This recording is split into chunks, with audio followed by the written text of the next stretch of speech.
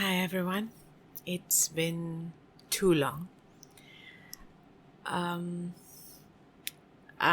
know I had thought that at the beginning of this year I would be able to read these chapters one after the other and put them up, but things have happened. We've been hit by a second wave of this unseen, unheard little organism which is wrecking our lives here, and especially in my country. It's been tough, and I guess the impetus to read the chapters kind of got lost in the middle of all of that. However, one of you reached out to me in a way that I really took to heart. Thank you for doing that, because it made me feel that no matter what is going on outside, we can still find a little bit of solace on the pages of this book. And with that, we return.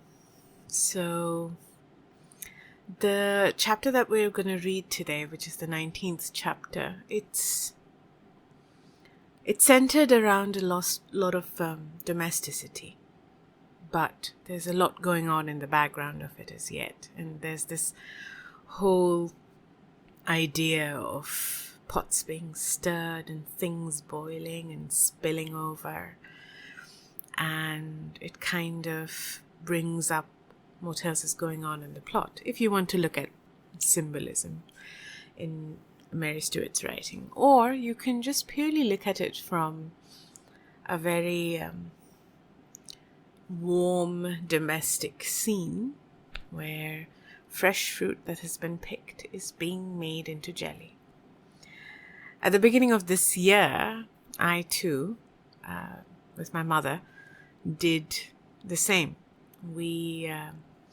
We had oranges, and we made marmalade, but it was not the usual kind of marmalade that we get here, but the kind of British marmalade, and that I remember having a couple of times, and I loved it because it was this rich, deep, bitter and sweet flavor, and so I was quite excited to make it. The whole process of it. Washing the fruit, then kind of peeling it, juicing it, then making really, really small slices of the rind to put into your marmalade, and then once it goes into the pot, you keep on slowly stirring it so that the sugar doesn't crystallize on the sides of the pan, and you start to see the color changing, and it goes from this almost slightly orangish colorless liquid to this rich dark orange, reminding you of earth and flowers and whatnot. And the smell it's an all-pervading smell. It drifts from your kitchen to other parts of your house. It seems to stick to the wooden furniture, so you could almost smell it for days on end afterwards. It's truly delightful. It makes you happy.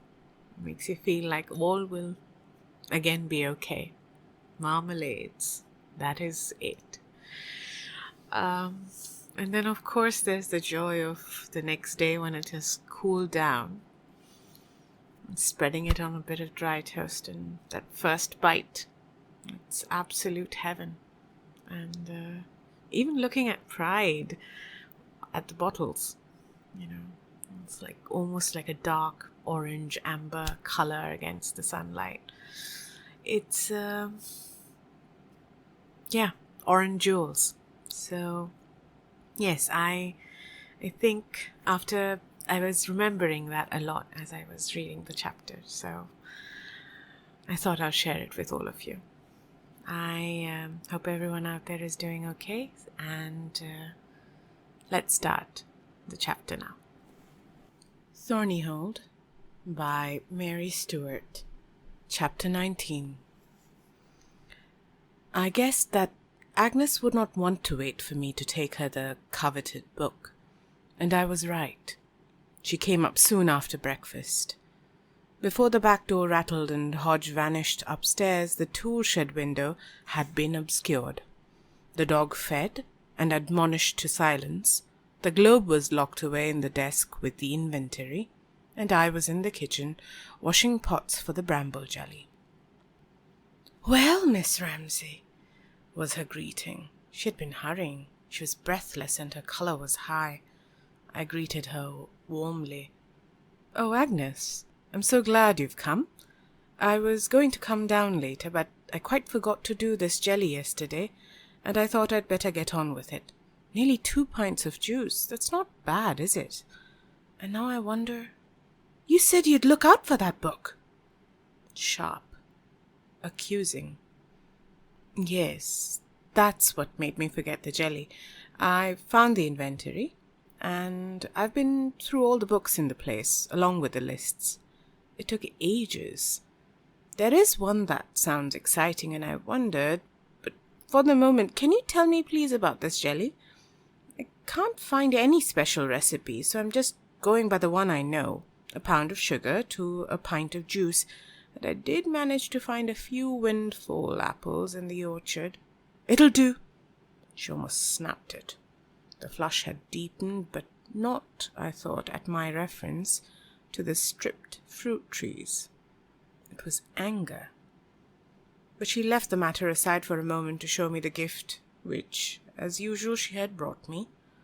She dumped a big basket of blackberries on the table with a rap that set the fruit jumping. "Brought you these? I told you there were plenty nearby us, and I put some of our crab apples in.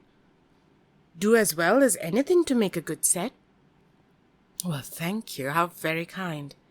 I seemed to be saying that with various shades of insincerity, almost every hour on the hour. "That'll save me another trip to the quarry." "That's right." Suddenly, from the look in her eye, quickly veiled, I knew that was exactly why she had picked and brought the fruit. Why on earth should it be to her advantage to stop me going over there again? I shrugged it off mentally, and turned away from her, stirring the juice. Behind me, she said sharply, "About the book?" "Oh, yes. I gather you'd seen this book? I mean, you do know that my cousin had it." "Oh, yes." "Well, the first one in the still-room inventory seemed the likeliest one to me. It was called Goody Goslow's Own Home Remedies and Receipts." I glanced back at her. "Was that the title you remember?" "That'd be it." The blue eyes shone with excitement. "That'd be it." I thought it might. I said, stirring, "But I'm afraid it isn't there." "What do you mean? It isn't there?" "Just what I say.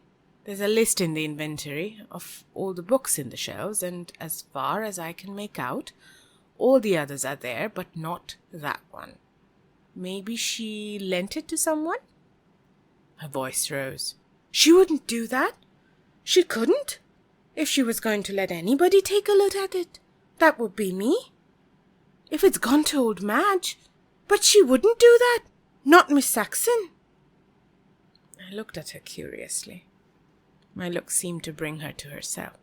She said more calmly, "The widow Margaret that lives over to Tidworth? No friend of mine. Nor no friend of Miss Saxon's neither, I shouldn't think." "Then she probably didn't lend her the book. But if you know her, why don't you ask her the next time you go that way?" "I might at that," said Agnes. She sat down at the table. Her fingers were plucking at her skirt. She looked sulky and deflated.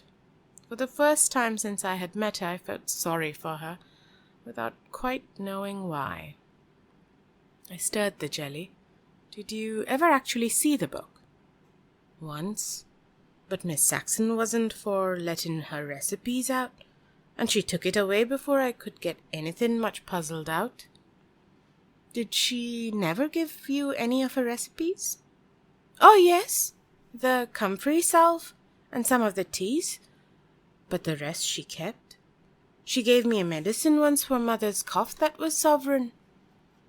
That was her word, sovereign. I'd rightly like a look at that one before the winter comes. Of course. I bent to sniff at the boiling juice. It smelled done. I spooned a little out onto a cold plate. Agnes, you said you couldn't get it puzzled out. Do you mean it was handwritten? Oh, yes, it was in writing, and some of it very faint and scratchy. Terrible hard to read. But I'm no great reader of books anyway. The jelly wrinkled to a set on the plate as I tilted it. I lifted the jelly pan over to the table and took the warm jars from above the agger. I did hear something about Goody Goslow, Lady Sybil. Mr. Dryden told me. I was thinking that if she lived so long ago, and with all the stories about her, the book might have some sort of value. So perhaps the lawyers have it, or my cousin may have put it in the bank, or something. Don't be upset. I'll find it and let you know. She looked mollified. Well, I'll be glad. Not that it's desperate, but when people promise something, and people have looked forward to something. She let it hang. That jelly looks all right. Here, let me. I'll sort the covers for you. You did look on all the shelves. What? Yes, I did. You know yourself that it's not here in the kitchen, or in the drawing room, or the den. I'm sure I didn't miss it in the still room. But you can look for yourself if you like. That's the key there on the dresser. My very readiness must have reassured her. She shook her head. Not if you've looked. I'm not so handy with books myself. It'll turn up, maybe. If you ask at the lawyer's, I'll maybe go and see the Widow Margaret. There, that's the labels done. I'll help you pick these new brambles over. She found a big bowl, tipped the blackberries from her basket, and sat down again at the table. I finished pouring the jelly and set the pots aside to cool. 4 pots I got, and felt absurdly proud of myself as the sunlight, streaming through the window, made the rich colour glow more beautifully even than wine. Good enough for the jam tent at the show? I asked her laughingly. I said you'd not got a lot to learn. Picking busily, she darted a look at me. It was a friendly one and smiling. That's done for the year. The show, I mean. But there'll be others. Some day, maybe, you'll go along meet the other ladies. We've meetings all year. Well, thank you. I think I'd like to. But not to show my home cooking. Not yet, anyway. Time enough, said Agnes. Another glance. Did you like my soup? It was delicious. What was in it apart from the leeks and the cream? Just what comes to hand. Mushrooms and such. And wild herbs of my own recipe. A few minutes more while I joined her in picking the fruit over. You not finding it too lonesome here, then? You sleep all right? Beautiful. Thank you. That dog, Agnes, the one I was complaining about, it seems to have gone. Whose was it? All the folks have dogs hereabouts. Maybe it's got shut in for a change. Let's hope it stays that way. One thing I've been meaning to ask you, have you any idea who took Miss Saxon's pigeons? William told me that someone came with a basket and took them away. Did you see them go? This time she nodded. Chap that took them works over towards Tegg's farm, 2 miles past that to Tidworth. Name of Masson, Eddie Masson. It was him got her started, giving her a clutch. Never got keen like him, though. Miss Saxon didn't. She just liked to fill her place with such creatures. Used to take the ones that was no good and give the best ones over to Eddie Masson again. She said once that when she went, he'd promised to take them. And took them he did. But I don't know if he'd keep them. Why? I just wondered. I suppose the one that's still here was out and flying when the others were picked up. How many did she have? 9 or 10? If you don't go to count the rest that used to come in for the food. Wild pigeons, squirrels, the lot. And not just in the attics. I've seen robins and such on the tea table. And that dratted cat never moving to get rid of them. How dreadful. Now you'll have a cup of coffee, won't you? Over the coffee we talked neutrally. She did not mention the recipe book again. Is there anything I can give you from here? I asked, finally, as she showed no sign of leaving. I was just going out into the garden. William has been helping me there, but I haven't got everything identified yet. I'll be dividing the plants soon. If there's anything you've got your eye on. But she shook her head, took her leave, and went away down the drive. As soon as I was sure she had gone, I let Rags out into the walled garden for a run, then took him upstairs to the attic. The pigeons, still only 3, cooed and rustled, and flew up to their perches, where they sat shifting from foot to foot, watching us warily. The dog eyed them, but without interest. All he seemed to want as yet was sleep and food and to feel secure.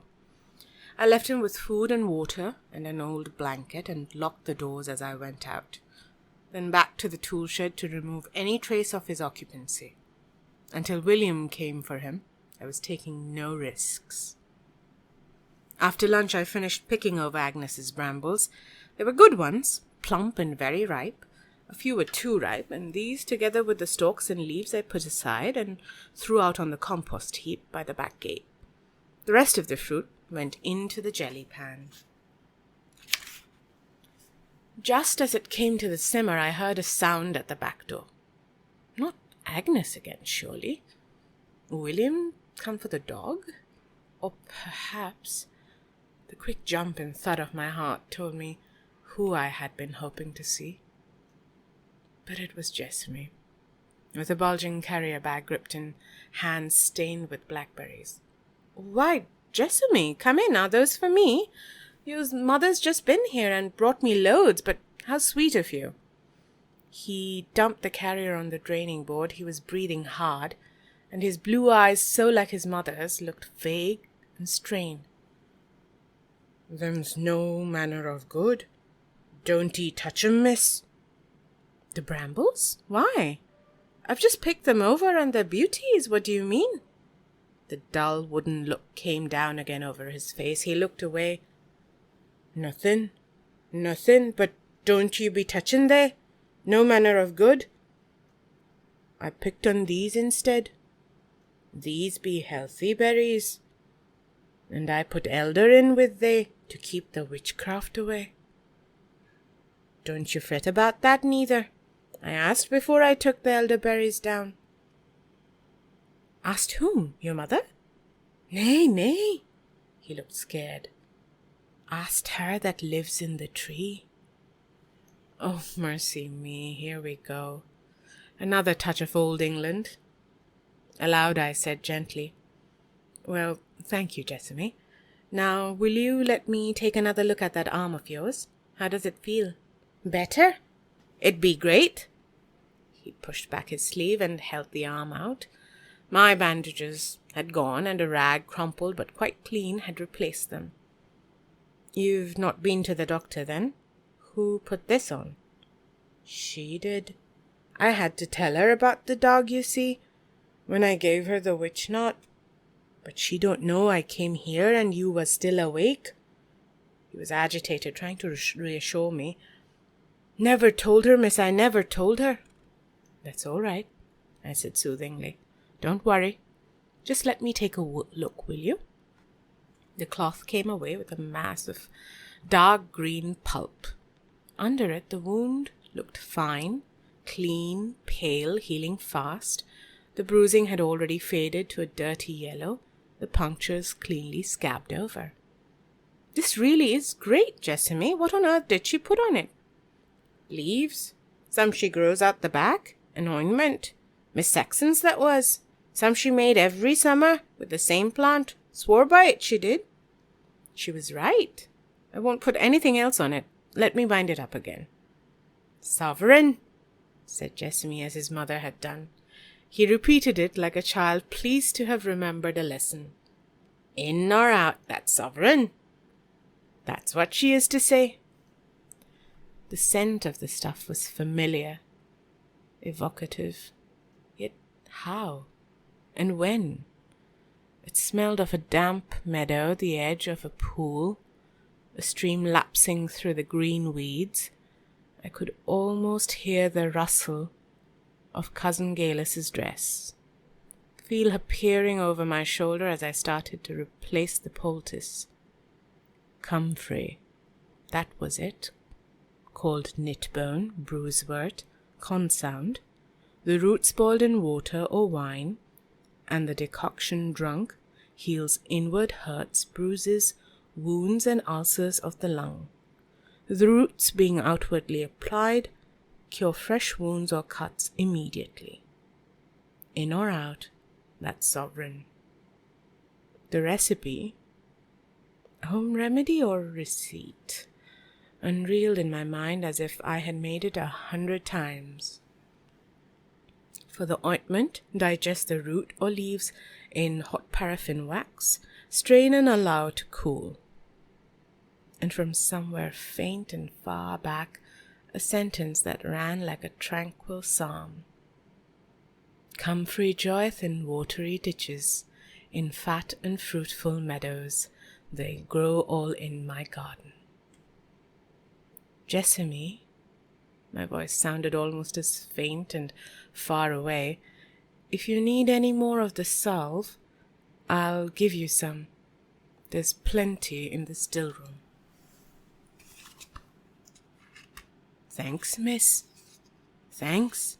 He rolled his sleeve down. "And you won't touch they brambles? You didn't drink the soup? Don't you eat those neither?" "How did you—" I stopped. Blinking at him, still bemused, I said feebly, "It was delicious. I did thank your mother." A hiss from the stove, and the sweet acrid smell of burning fruit recalled me sharply. I hurried to lift the pan aside. Behind me he said anxiously, "Don't tell her." "What? Oh, the brambles? No, I won't tell her. But look, if that arm starts to trouble you at all, you must see a doctor, whatever your mother says. Do you want your carrier back?"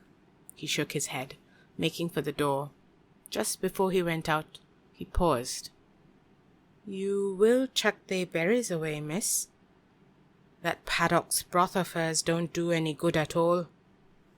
For quite a few seconds after he had gone, I stared after him at the oblong of empty light which was the doorway.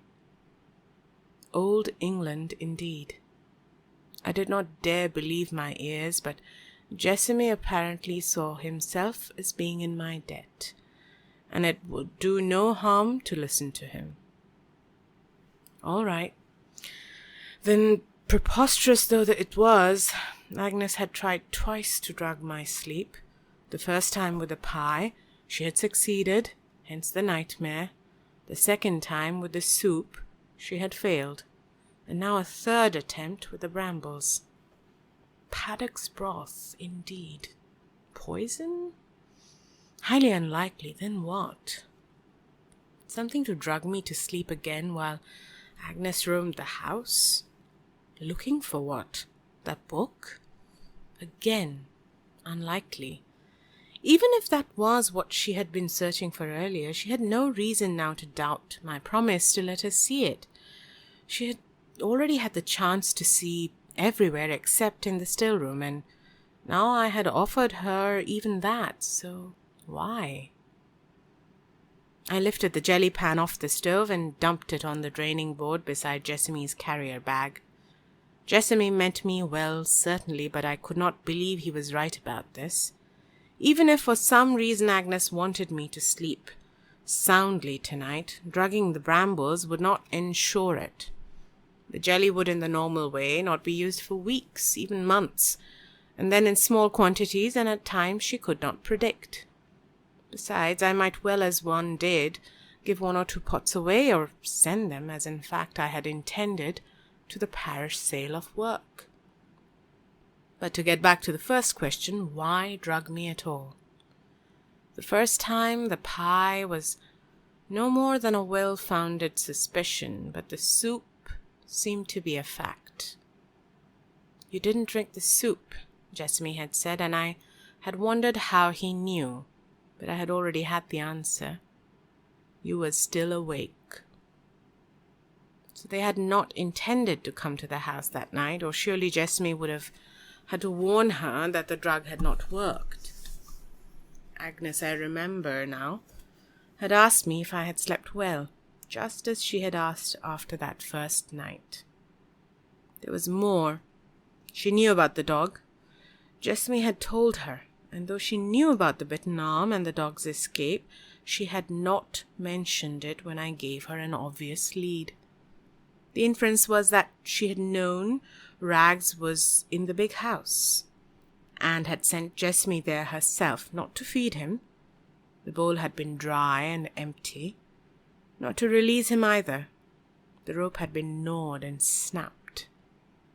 So if he was neither feeding the dog nor letting him go, why had he been sent? And there again I had the answer. In the dog's torn skin. The frantic leap that had snapped the rope and let him escape, the bitten arm, the tuft of hair left in Jessamy's hand. I had to tell her about the dog when I gave her the witch knot. I had no idea what a witch knot was. Something like an elf knot, I supposed.